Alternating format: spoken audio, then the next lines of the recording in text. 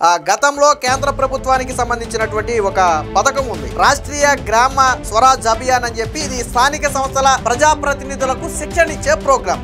ఎవరైతే ఇలా ప్రజాప్రతినిధులందరికీ కూడా శిక్షణ ఇస్తారో వారికి ఢిల్లీలో కొంత పలుకుబడి కూడా ఉంటుంది. దానికి కేంద్ర ప్రభుత్వం ఒక ర్యాంకింగ్ కూడా ఇస్తుంది. అలాంటి ర్యాంకింగ్ లో జగన్మోహన్ రెడ్డి 24వ స్థానానికి పడిపోయారు. ఎందుకని అలా పడిపోయామంటే జగన్మోహన్ రెడ్డి 5 ఏళ్ల పాటు స్థానిక సంస్థల ప్రజాప్రతినిధులు ఉన్నారో వారికి సంబంధించి ఎటువంటి శిక్షణ కార్యక్రమాన్ని చేపట్టలేదు.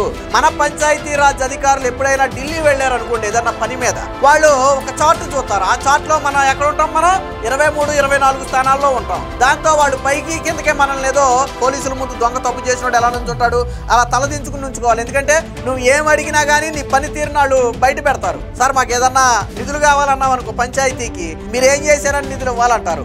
ఒక రకంగా నాడు అవమానం. కానీ ఇదే పంచాయతీ రాజు శాఖలో కూటమి ప్రభుత్వం వచ్చిన తర్వాత సమూల మార్పులు జరిగాయి. గత సంవత్సరం 24వ స్థానాన్ని నుంచి గత సంవత్సరం 4వ స్థానానికి ఎగబాకింది. ఇప్పుడు ఏకంగా ఈ ఏడాది మొదటి స్థానానికి వచ్చేసింది. చూడండి, ఒకప్పుడు ఏ అధికారుల ముందైతే కార్యక్రమాన్ని నిర్వహించలేక తలదించుకున్నామో ఇప్పుడు అదే కార్యక్రమం దేశంలోనే మొదటి రాష్ట్రం సగర్వంగా తలెత్తుకుని అధికారుల ముందు నిలబడి మనకు కావాల్సి అడిగే ధైర్యం ఈ రోజు వచ్చింది. పనిచేసే నాయకులు ఉంటే ఎలాంటి ఫలితాలు వస్తాయి అనడానికి ఇదే ఒక ఉదాహరణ. మొదటి నుంచి కూడా చంద్రబాబు గారు ఆ పంచాయతీ రాజ్ మీద కీలకంగా ఫోకస్ పెట్టారు. అదే సందర్భంలో పవన్ కళ్యాణ్ కూడా ఆ సమర్థతను ప్రదర్శించడంతో ఇదైతే రావడం జరిగింది.